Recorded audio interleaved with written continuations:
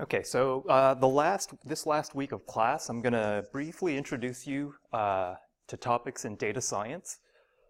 We do have a data science course now at Portland State. Kristen Tufte teaches it. So some of these techniques, if you really like this kind of stuff, would be in that elective. So up until now, this course is focused on two levels of abstractions. The first is managing the infrastructure. That was infrastructure as a service, platform as a service, functions, as well as abstractions, software abstractions, things like the ML APIs, Firebase, the backend as a service, things that are used to construct applications. And most of these things are targeting DevOps. So a lot of the jobs out there are DevOps related. So if you go into the job place, these are the kinds of tools that are that they expect you to know something about. But there is this huge other market of jobs that are out there, and it's dealing with not all the applications that are out there are front-facing, meaning that you are trying to connect with consumers. There's a huge amount of work in the area of back-end applications. And these applications consist of two kinds of things. One is big computation. So things like particle physics simulations, where you're basically bringing up a large number of nodes in the cloud and then performing some computation on them. Another class is big data, so data science applications. So here are some examples of those: genomic searching and matching, user analytics, and any kind of analytics that uses a large back-end data sort of service. And so the idea of these data science applications is to take your raw data and turn it into actionable knowledge for the person, for the the company to do something about. Well, both scientists and companies. And there are some applications that require both. So we didn't get to the machine learning engine part of this class, but we used the byproduct, the ML APIs, but in order to generate those ML APIs, there's a large amount of both data retrieval and data computation involved in order to emit a model that can do a classification like your image classification application. So you'll see that large-scale machine learning is going to require both big computation and big data, and some of the tools that are being used to generate these models are the tools that we're going to look at today, or this week. Okay, so someone coined the term data ops as sort of a side thing to DevOps. So DevOps talks about these front-facing applications, but data ops are more the back-end things. And we saw this with Super Mario Run.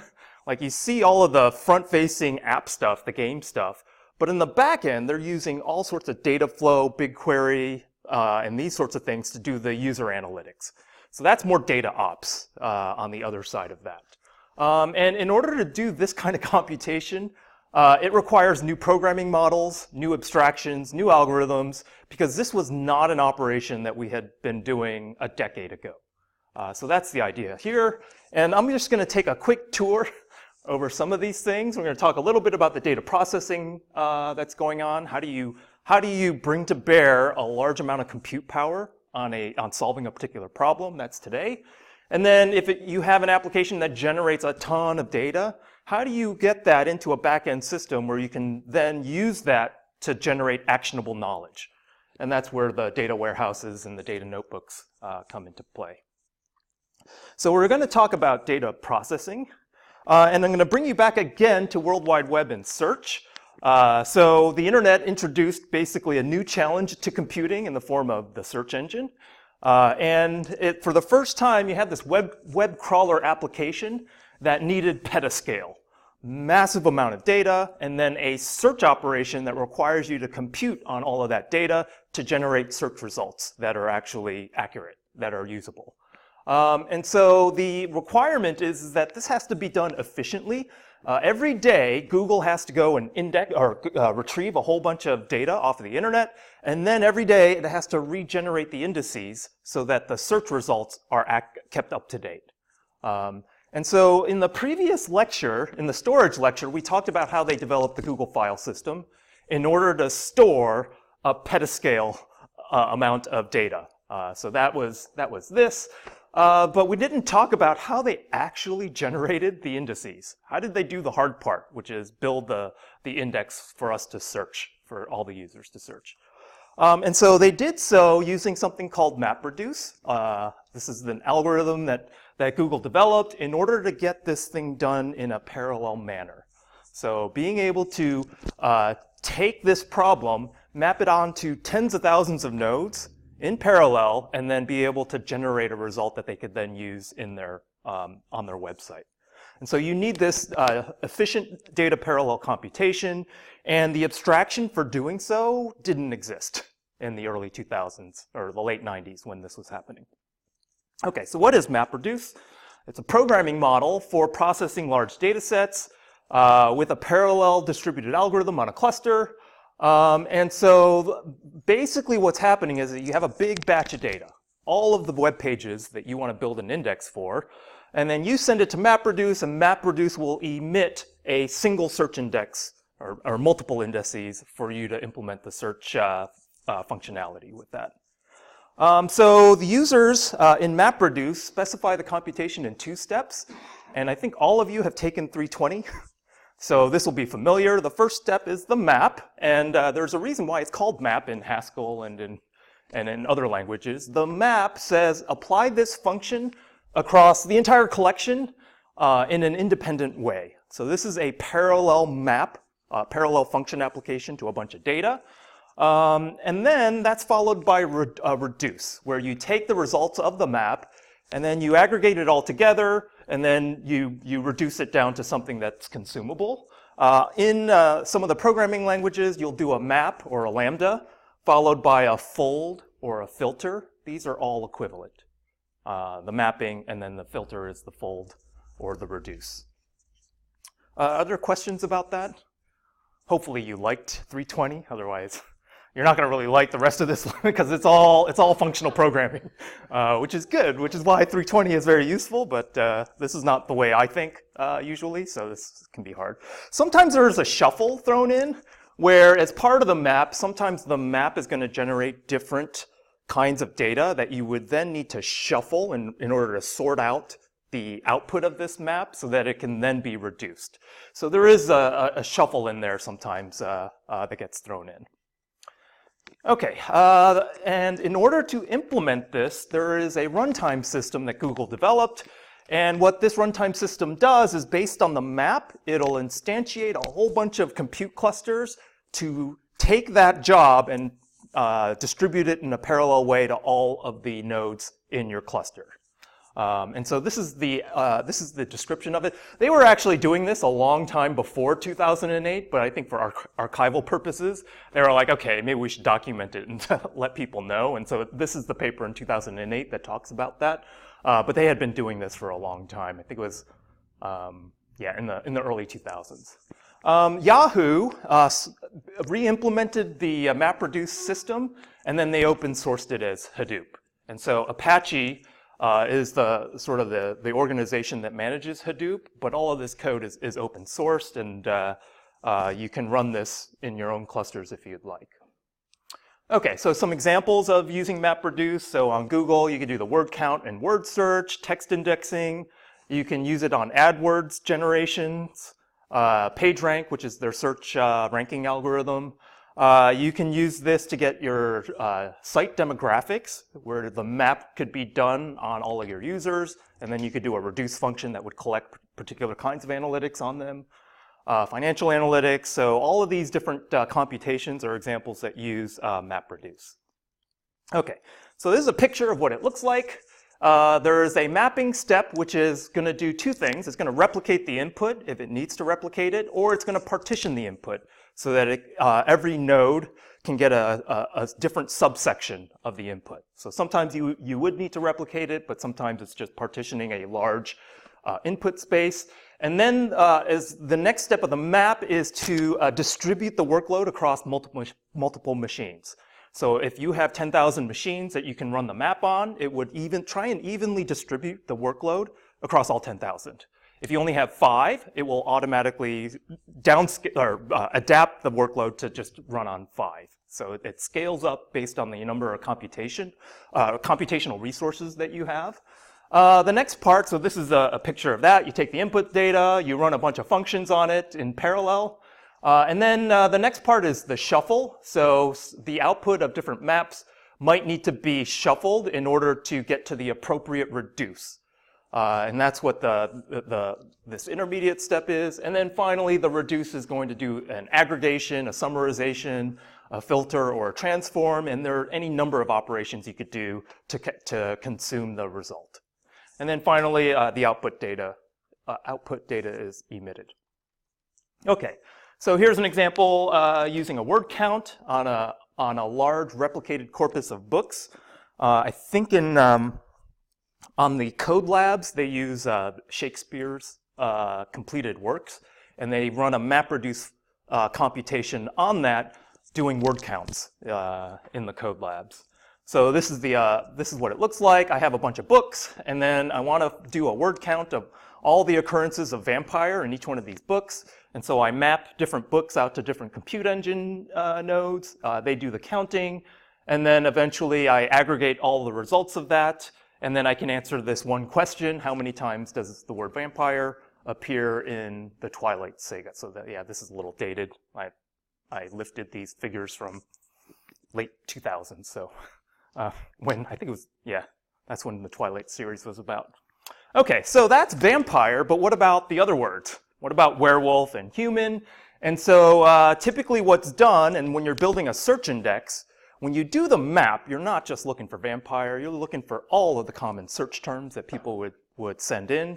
And so this is what you actually have. You do a map, and you distribute the web pages, for example, across multiple nodes, and it's computing indices based on a whole bunch of keywords, right? And then, based on the keywords that show up in each one of these documents, you sort them into keyword,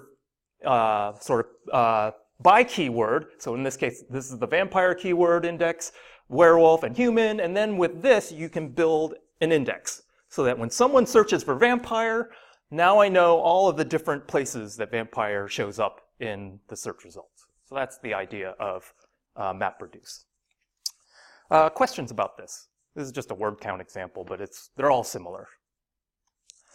Okay, so there are some issues with this. You have a problem where the mapping can be variable.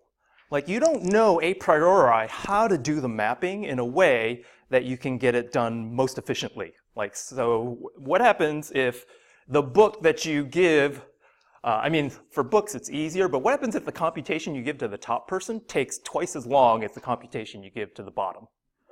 Then you're stuck, right? Like, then you have to wait for the slowest person. Moreover, everything on the right, you can't make progress on anything on the right until the whole thing on the left is done. So that's another issue with this architecture. So this is number one. Map computations are all done first, and the reducer is blocked until the map is fully delivered. And you really do want to stream data from the map to the reduce. If you can think of the IoT application where you have a sensor that's continually sending data, you want these things to be done in a streaming manner. You don't want to have to like batch the thing up and run a job on a batch necessarily.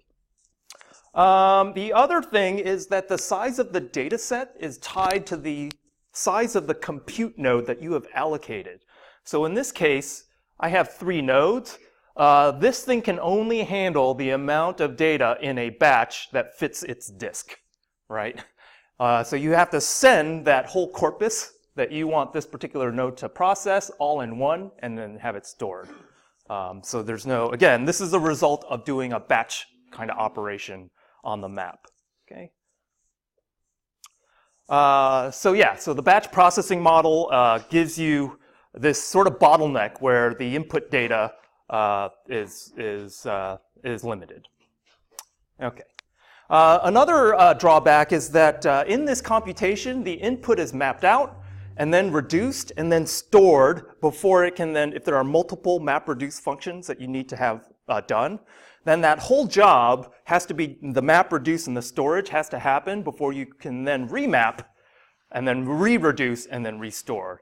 And it might be the case that you have multiple operations that need to go like map, reduce, map, reduce, map, reduce. And if you're always storing in between each one of these, then you're basically taking this overhead of storage of the intermediate work into disk before the next operation happens. So that is another drawback of the batch processing model. Sometimes you want to be able to stream the operations through a bunch of computational nodes before you eventually emit a result. Okay. And so the last part gets at all of this. There's no support for processing querying and querying indefinite structured typed data streams, where in functional programming you would have this graph model, and then you would just apply function after function after function, and then emit a result at the very end, which is the typical idiomatic way of doing functional programming. Okay, so the idea, well, the thing that you want is the idea of supporting multiple composable computations, and you want to organize this in a pipeline so that you can actually send resources to the part of the pipeline that need it, and then allows you to adapt the compute to the application. Okay, so this is where they develop these stream processing systems, and the idea of these systems is to handle these indefinite streams, where you have typed data that are basically propagating through a pipeline of computational nodes. And then the intermediate results are just sent from one node to the next. They're not necessarily stored in disk somewhere.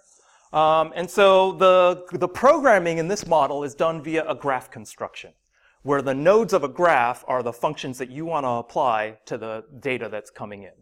Okay. So here's an example. I have a large stream of credit card transactions. I want to produce a stream, an indefinite stream of credit card transactions where a single card has been swiped at least 3 times in the last 5 minutes. Because, and this is something that if you're a credit card processor, this is for fraud detection, right? Somebody's got a credit card, is trying to use it on a bunch of sites to get as much money out as they can. This is an indefinite query that you want to put on that data stream. And you don't want to just create arbitrary batches, run this query, and then have to do a sliding window of those things. You would like this to be done as sort of a stream processing mode where it's an indefinite query. Okay, so there are a lot of different versions of stream processing systems. Some are stream only, Apache Storm and Apache Samza. Some support both batch, which is the previous style of MapReduce, as well as stream. So Spark, Flink, Beam, which is Google's. Airflow, which is Airbnb's. Luigi, which is Spotify's. And Azkaban, which is LinkedIn. We are going to do, for your code labs, Apache Beam, because a hosted Apache Beam is what Google's Cloud Dataflow is. Just to give you an idea, but the whole model of a streaming data processing pipeline is everywhere on the back end for a lot of these services. So the syntax will be different, but the idea is going to be the same for all of these systems. Okay, so that will lead us to our lab. Cloud DataProc and DataFlow are the services. So Cloud DataProc gives you more of the batch processing style MapReduce thing, where you're creating clusters, you're issuing a map on their library. This is like a hosted Hadoop. You're issuing the map on those clusters, and then you're specifying a reduce. DataFlow is more like the graphical thing, where you're specifying a pipeline or even a DAG of computations. So we're going to do 2 labs on the DataProc and a lab on the DataFlow for this class. So Cloud DataProc is basically managed MapReduce using Hadoop. So again, because all of this stuff is open source, you could actually run Hadoop on your own cluster, and then all of this stuff would also work there. But what Google has done is it's like, I'm going to bring up the cluster manager, and then you can programmatically sort of instantiate the resources and do that computation without actually having to set up Hadoop yourself. So that's basically what Cloud DataProc is. It makes sense to do this because where are you storing the data? Most of the time the data is actually in the cloud. Maybe if you're OHSU, maybe you have the data on site and then you could run your own Hadoop. But a lot of times you're generating and storing the data in the cloud anyway, so it makes sense to also have the data processing stuff done on the cloud as well. The other interesting thing about DataProc is that it allows you to use your own allocated VMs, persistent VMs, but it also allows you to use those preemptible VMs that we talked about in the like 3 or 4 weeks ago, which are 70% cheaper, right? Because what Hadoop will do is if a computation has to be preempted and fails, the thing to restart that computation is handled by Hadoop, right? You don't have to worry about it. The map will be redone using a different node if your VM gets preempted. And so this is good if you're interested in saving costs. Then you would actually build a pipeline. You would build your cluster using a bunch of preemptible VMs. And in your lab, you're going to do the lab twice. You're going to do the lab once with 2 persistent virtual machines, and then I'm going to have you allocate 2 preemptible virtual machines and rerun the lab. And you'll see that it'll get done about twice as fast using much cheaper resources. So that'll be a part of this initial lab. Cloud Data Flow is basically the Apache Beam, so it's a managed stream and batch processing service, and it supports this DAG-based operation. And we'll look at the actual programs that you're running, and these are all, the examples are all within Python. So you'll see how to construct this pipeline idiomatically using the Beam semantics and within a programming language that all of us know. Okay, and the thing with Cloud Data Flow is that it's going to automatically instantiate the compute resources that you need to run that computation. This is basically a serverless data processing pipeline where you don't actually have to allocate a cluster. You can specify how many compute nodes that you want, but the actual number of machines that get applied to particular parts of your pipeline is automatically done by Dataflow, and we'll get to that. Okay, so there are 2 components of Cloud Data Flow. There's the graph-based programming model, which we'll talk about, and then the runner, which is going to map your program into the underlying resources. And so we'll start first with the graph-based programming model. This is basically specifying a directed acyclic graph for you to send all of the data through. Right, so we're talking about streams of data, and then the DAG is specifying the connections between the computations as you go through this system. Okay, so here's an example of one where you have a linear pipeline. It doesn't have to be a linear pipeline. It could actually be have branches, but you take the input, and then this is a node in the DAG. You transform it. It emits a collection of data, and then from this collection you can apply another transform in the DAG, and that's the model. And then eventually the last node of the graph will transform and emit the output. Okay, and then this is the thing that gets stored out at the very right. There aren't any intermediate things that are stored out, and this allows you to go from compute node to compute node in the cluster, whereas MapReduce would typically store the intermediate results to like cloud storage. Okay, so here is another simple example. This is a name extraction pipeline. You have a database table filled with a bunch of names, and this DAG, the first node of the DAG, will read all of the entries from the database, and then you'll get a collection of rows, and then from here you'll replicate this collection and you'll send the output to 2 different nodes. The first node says extract out all the names that start with A, and then extract out all the names that start with B as this one, and then it'll produce these 2 collections that you can basically then send to the rest of the pipeline that you might have specified. Okay, so in Apache Beam, there are these specific operators that you can apply to your data. There's this parallel do, which is similar to map. Say, I want to run this across all of the data that I have. That's parallel do. There's a group by key that takes the collection that you give it and then sorts it. So this is basically a shuffle that's implemented. There's a combine, and this is similar to the various folding and reducing operations. And then there's a flatten and a partition operator, and this either splits up or merges together So the flatten merges everything together, and the partition splits up the input space if you want to create basically a merge point in your graph or a branch point outgoing in your graph. Okay, the second piece, so that's the graph programming model. The second piece is the runner. It basically just takes your graph and runs the job. It takes the graph, it takes the input, and then it actually decides how to run your pipeline. And moreover, if you have specified the amount of resources, for example, 10 compute nodes, it'll automatically instantiate those 10 compute resources, run the computation, and then get rid of the resources after it's done. So it's serverless in that mode. And that's the difference between DataProc and DataFlow. And you'll see in your lab with DataProc, you have to create the cluster, you'll run your job, and then you better delete the cluster, otherwise you'll need another coupon really fast. Whereas in DataFlow, you'll just run the job, it will run for like a minute, and then all of the resources used to run that job will get automatically deleted.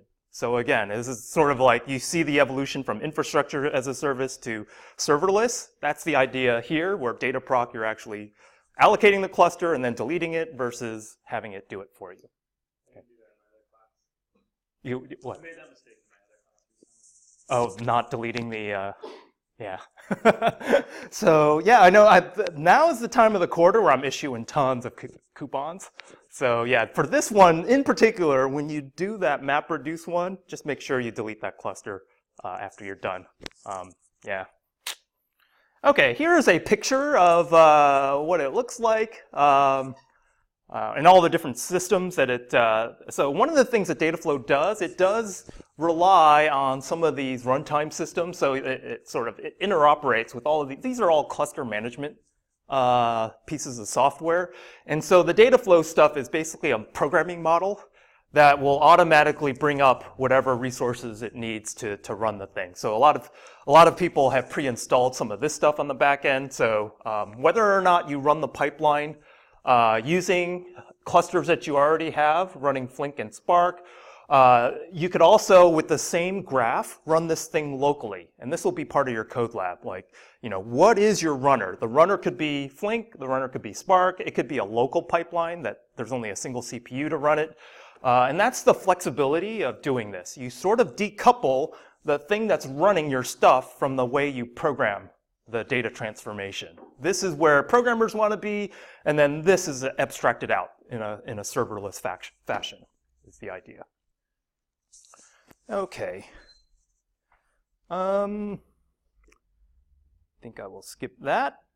So then we're going to talk about the labs associated with this. Are there questions before I start walking through the labs? Okay. Let me do so. Where is this here?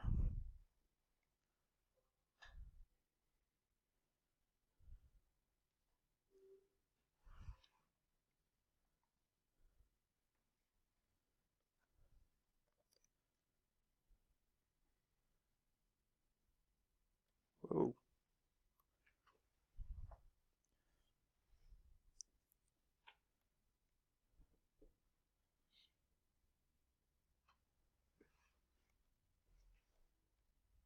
Okay, so these are the labs.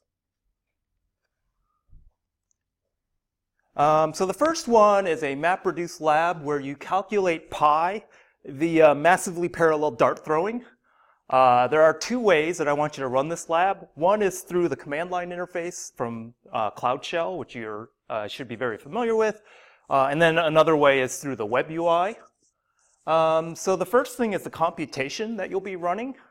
So it starts out with a square with a circle, a unit square with a circle embedded in it. And so if you have a square with sides of length 1 and the circle within it has a diameter of 1, because it's a unit square, the area of this circle is going to be what? What would be the area for those who have taken geometry recently?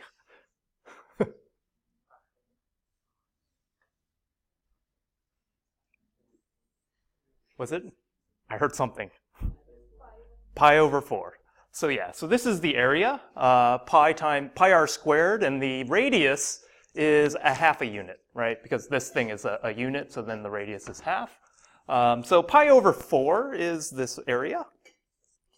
So if you're randomly throwing darts in this square, what is the ratio of darts in the circle to the total number of darts correspond to? Like I throw a bunch of darts, I throw 100 darts, and say n of them end up in the circle. What is n over 100 going to give me? Anyone have an idea?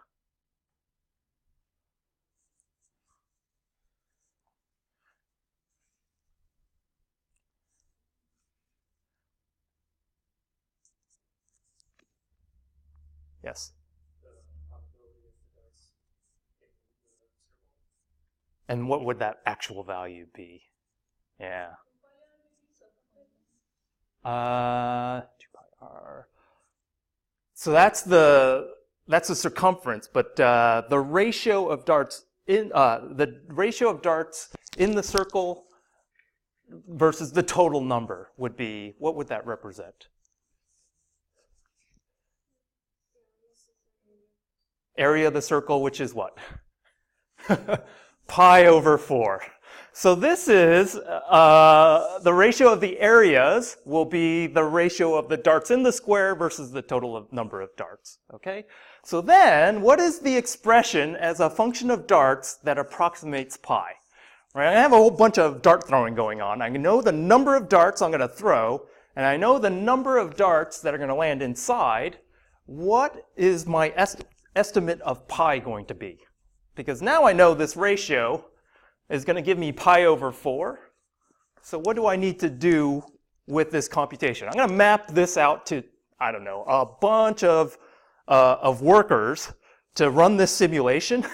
And then they're going to give me, two numbers I'm going to get back. The total number of darts in the circle and the total number of darts that I've thrown overall. And then what is going to be the value for pi that I'm going to generate? You multiply this by 4 is the idea. So if the darts in the circle divided by the total darts is pi over 4, then I can solve for pi, and I can take that ratio, multiply it by 4, and then I have an estimate for pi.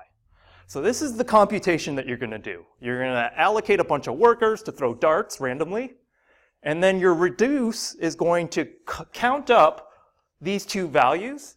And then the final reduction will be to take 4 times those counts and then emit pi as your estimate. Okay? Are there questions about that? And this is just an example just to show you how the parallelization of the computation is done. Okay, so this is the algorithm. Spawn 1,000 dart throwers, which is your map. Collect the counts, which is the reduce, and then you multiply that ratio by 4, and then you have pi. In the actual code that I'm going to show you, it's modified to do the dart throwing on the on 1/4 of that thing that I just showed you. So here is a unit square where the circle, the 1/4 of the circle is circumscribed. And so what's going to happen is that you're going to have this, and you're going to start throwing darts at it, and you're going to calculate whether or not the dart is inside or outside of this area. And inside is what you want to be in orange. If I throw the dart and it goes into orange, I want inside to return that as a throw inside of that area. And so the idea is to randomly pick x and y uniformly between 0 and 1, and that's what this step does. X comma y are 2 random numbers between 0 and 1. And then what I'm going to do is I'm going to figure out whether or not the dart is inside of the circle, or this the orange area, by saying x squared plus y squared is less than 1. And that basically represents all of the dart throws that are within the orange area. So that's what this is. So given a single experiment, I'm going to generate the random numbers, and then I'm going to return whether or not it's in that circle. And then I'm going to perform this in a parallel way. So this is my map function, sc.parallelize. I'm going to do this map on a whole bunch of nodes. And I'm going to have this map done for each one of the mapping nodes. I'm going to have this do it a whole bunch of times. And then what I'm going to do is I'm going to filter out all of the nodes that are inside. And then I'm just going to count those.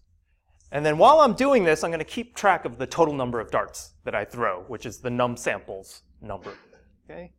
So that is a simple MapReduce on this computation. And then from this, the count that I receive back, I am going to take 4 times the count, which is the number in that circle, and I'm going to divide out the total number of samples, which is the total darts, and I'm going to generate pi.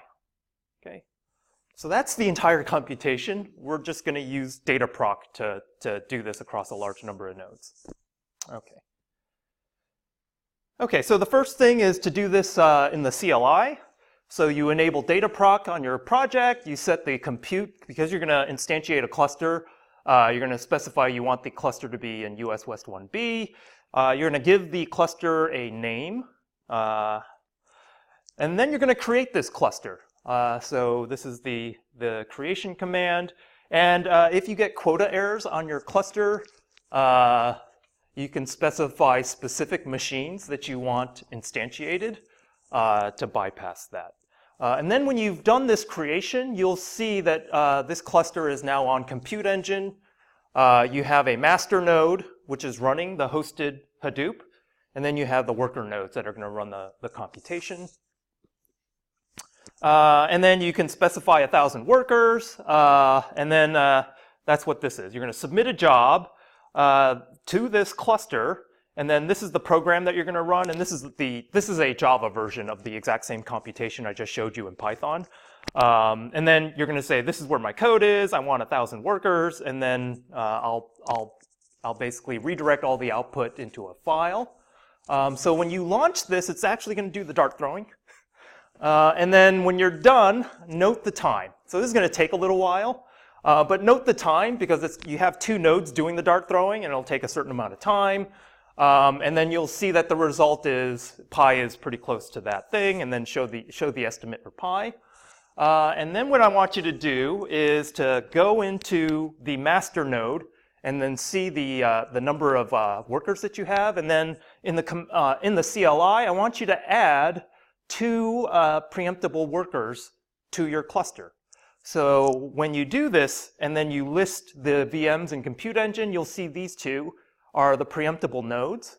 And then I want you to rerun the computation and see that hopefully it goes faster, is the idea. So you resubmit the job, and then hopefully it takes longer, and then show the estimate. After you do that, then the next step is to repeat the lab just using the web console. And so it looks exactly the same. This will take you like 5-10 minutes to do because it's the exact same computation, but just done through the web UI. And I just wanted you to see that it's anything that you see in the web UI can be done in the CLI. It's just pretty much a one-to-one mapping. Okay. Let's see. So that is the hello world for Hadoop. The other one I want you to do, it's part of this data science quest lab that Google has, is an image processing pipeline done as a MapReduce computation. So this is done using Scala. It is a Scala program. And so the first part is to clone the repo and then build the basically the software, which is what this stuff is. And then this will compile. SBT is basically a building tool. And then I want you to take a look at the code and see what it does. So this is the Scala. And I know we don't actually. Do you use Scala in 320, or is that a 558? Any of you use Scala? It's like a Java, something similar to Java. But basically, if you have Java, it is very similar. But this is the main program. Again, as part of DataProc, so this is your runner Spark, which is an implementation of a data sort of cluster management thing. So you're specifying a Spark context to run this job on. And then what you're doing is you're saying, hey, I'm going to get a classifier. This is a machine learning classifier. So what you're going to be doing in this code lab is that there is a classifier that you can download that has been trained to recognize faces. And so this classifier can then be, you can download it from a particular URL, and then you can basically push this classifier out to all of your nodes in your cluster, because when you do the map of all of the images to the cluster nodes, you're going to basically run the classifier against those images. So that's what you're doing with this step. And then what you're saying is, here's my mapping function. I'm going to map a function called processImage, and this is the function I want to run, which is the classifier that I'm going to apply. And then I want the output to go in a particular place. So this is I've omitted some of the parts of this, but this is functionally the same thing as a map-reduce computation. Okay, so what is the thing that you're mapping? It's called processImage. And if you look at the processImage code, you see that what it does is it reads a file from an input path, and then it creates a new cascade classifier based on the classifier that you have specified in the previous step. And then it basically creates this classifier, and then within this classifier, it calls the detect features in order to apply it on the image that you have just read in. And this is your map computation.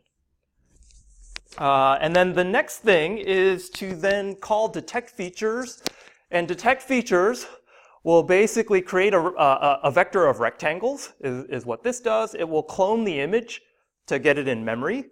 And then what it's doing is it's going to run for each of the, it's going to call the detector and say, give me all of the face features. Anything in the image that is a face feature, I want you to return it.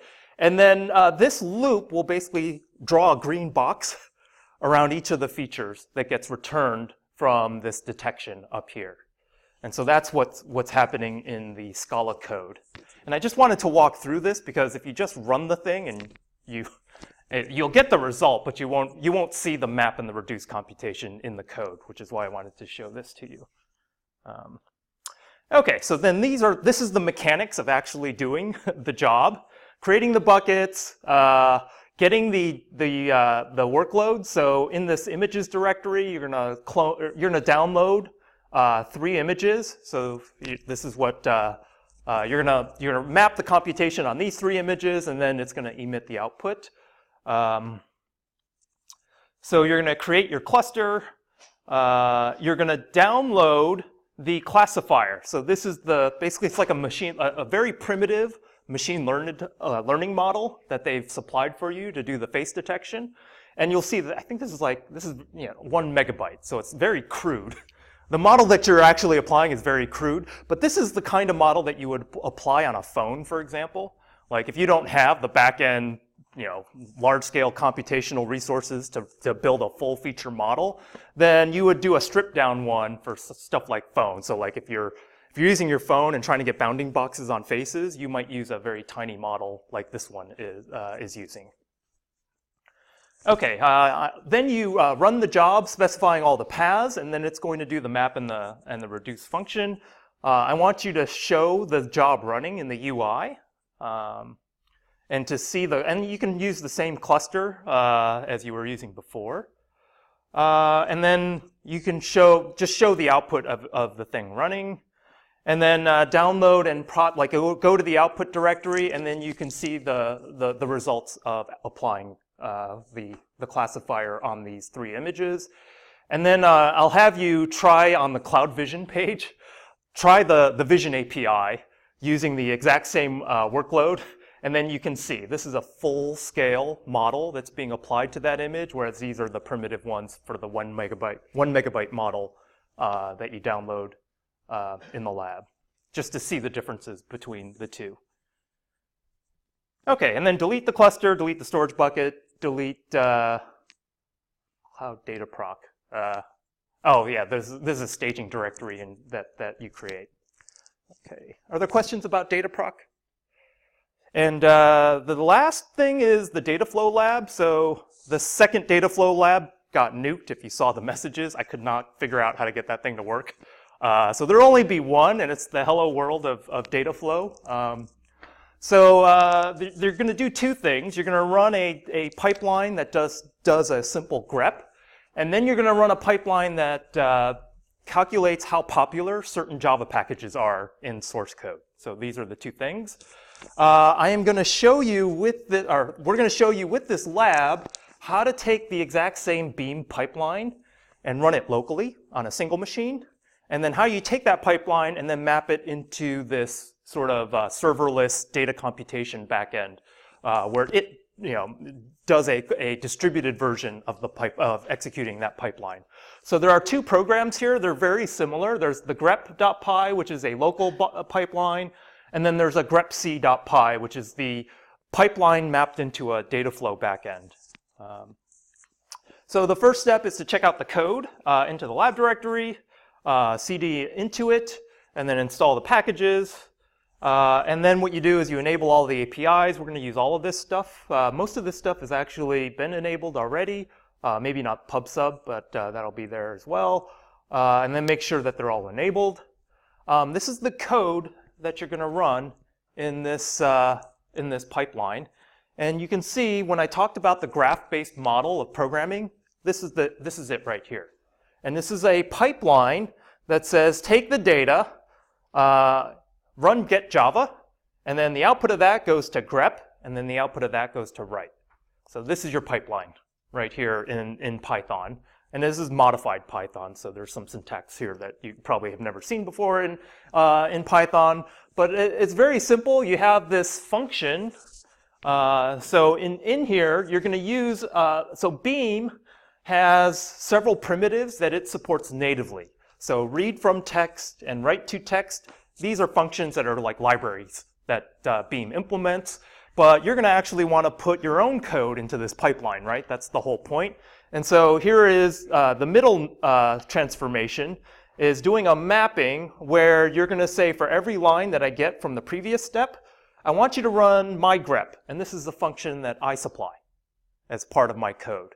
And that's what it's going to do. It's going to take a line that it gets from the previous step, and then it's going to look for a search term that exists in that line. And that's what the, if this line starts with that term, then you yield it. You'll produce the line for this step.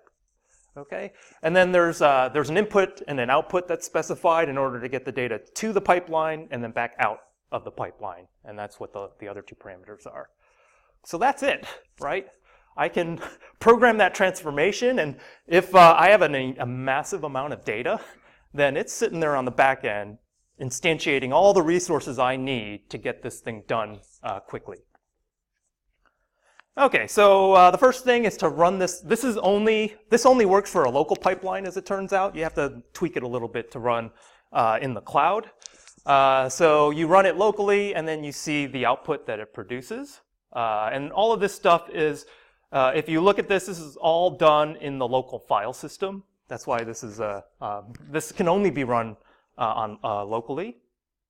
So now, given the local pipeline, we're just going to tweak that script so that it can be mapped into a parallel data flow pipeline, and then use input and output in cloud storage, right? Because that's where we're going to emit. We're going to read our input from and then emit our results out to into cloud storage. So this is the modified pipeline that works on Cloud Data Flow. So you specify the project and the bucket, and then as part of the arguments, you're specifying, and this is basically determining the locations of all of this stuff that's in the cloud. So the staging location of the files, you give it a Google Cloud Storage URI. And you say, instead of in the previous one, I'm running it locally, you say, I actually want to use the Dataflow runner for this one. I want Cloud Dataflow to instantiate this pipeline. And you see the changes to input and output, saying rather than the file system, I want you to put the results in cloud storage. I want you to search for the term import. And then I'm going to run this pipeline. And if you look at this pipeline, it looks the same, the exact same pipeline. But by doing this, then, and saying that your runner is Dataflow, you can then leverage the fact that this has a huge amount of compute resources available to it to actually execute this. And this is powerful, right? Like, because then now I don't have to like redo my programming in order to get this done in a scalable fashion. Okay, so then you're basically going to create the locations for the input and the output, and then you're just going to run the pipeline, and it'll automatically launch whatever it needs to execute that. Okay, and then you can go into the UI and you can see the resources. And this is such a trivial job that it'll basically pop up one node and then execute everything and then quit. So yeah, I had hoped to have that second one working so you could see a real job, but that's what we got. And then you can see the pipeline steps. And the idea here, so the beauty of data flow is that it can automatically say, you know what, this is the heavy step. So I'm going to allocate a whole bunch of CPUs to do this step dynamically. It knows where the bottlenecks are in this pipeline, and then it can start allocating. That's what the runner does. That's the magic of Beam. It figures out where your computation is needed in the pipeline, and it just throws resources at it to finish execution. Okay. The next computation is an is-popular computation, so it's similar. It's grepping out all of the imports of your Java source code, and then it's going to do a count operation to figure out what are the most popular classes that are imported in your Java code base is the computation. And so one of the interesting things about this is that you have multiple maps going on. So this shows you the power of data flow. Whereas before, you would do a map and then a reduce. So say the first thing I want to do is a grep. And then before, I would reduce that and I would store that into the file system. And then I would do another map to do the count. In this case, what you would do is that you just construct a pipeline. And then as part of the pipeline, you would just feed lines from one stage to the next stage. You wouldn't ever need to store that into memory or into storage. So the code that we're going to do, so starts with is similar to before. The other function that we're going to use is this package use that parses an import line. So what this says is try in for every line and for a particular keyword, and this keyword is import in this thing. Get all the lines that have import, and then get all the packages that are used in that line. This is the actual code that we want to run. So in this case, the get packages, given that keyword, so if this is import, it basically finds where import is in the line, figures out where the semicolon is, and everything in between is the class file that I'm importing into my code.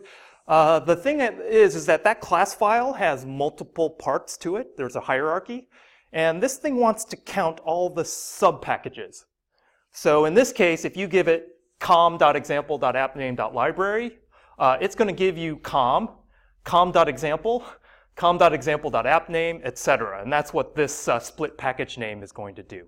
Because you also, so the most popular package will likely be com, followed by any of the other ones. So that's what this Python code is doing. The other thing you're going to do is the reduce step is you're going to try and figure out what are the top 5 packages that are being used in this code base.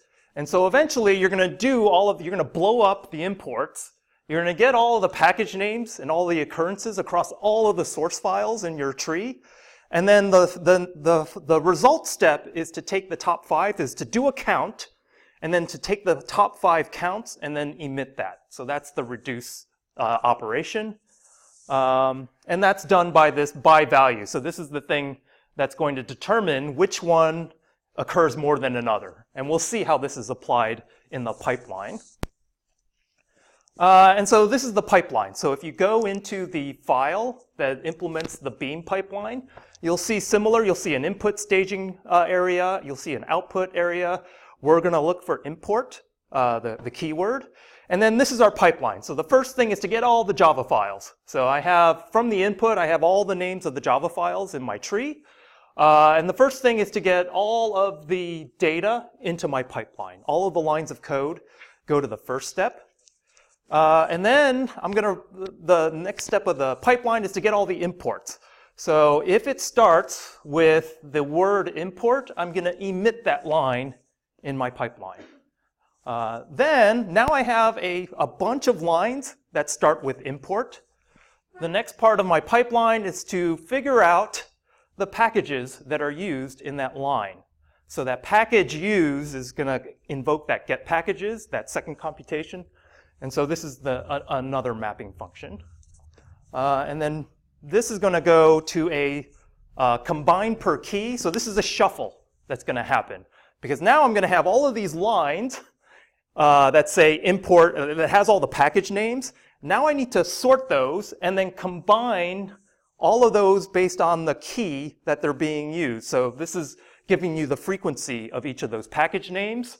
And then from each of those, I am going to use a beam transform. And I'm going to, there's a specific beam transform that says I want the top 5 by value. And the by value predicate is something that I define. I want to do a count of these. So that's basically what the sum is. And then I'm going to take the top 5 as part of this next step. And then finally, I'm going to emit that to the output file. So again, a large computation split up into multiple stages, run as a pipeline in Dataflow. And that's the last Dataflow lab. So you can just run, and I think, yes, this is only run locally. So you're just going to run this pipeline locally. I don't know if the distributed one works, but I only have you do the local pipeline. Okay, so that is everything for your code labs for this particular set of labs. Are there questions about what you're going to do? Because I think there should be plenty of time to actually do it this time around. All right.